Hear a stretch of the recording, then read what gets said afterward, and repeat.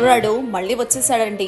Hi, ఈసారి బాబు పాలన లోతులను ప్రశ్నిస్తూ రంగంలోకి దిగేసి టీడీపీని కాస్త గట్టిగానే ప్రశ్నించాడండి. ఈ ఆశకు టీడీపీ బర్స్ట్ కాలేదంటే నమ్మండి.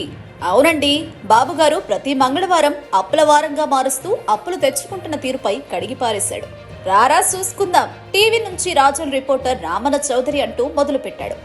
ఆదాయం సృష్టిస్తున్నారంటూ గద్దెనెక్కిన బాబు గారు ఇప్పుడు అధికారంలోకి వచ్చాక అసలు సంపద సృష్టించకపోగా ప్రతి మంగళవారం ఆర్బీఐ దగ్గర అప్పులు చేస్తున్న తీరును ప్రశ్నించాడు.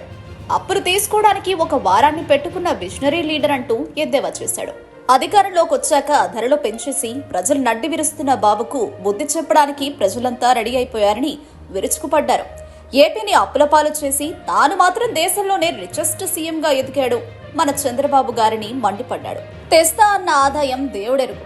జీఎస్టీని -6% దించేశాడంటే ఈ 5 ఏళ్లలో ఆంధ్రాను ఆకు నాకించేస్తాడంటూ విశ్లేషకులు అంటున్నారని ఈ యువకుడు యాసలో చెప్పిన వీడియో వైరల్ అవుతోంది.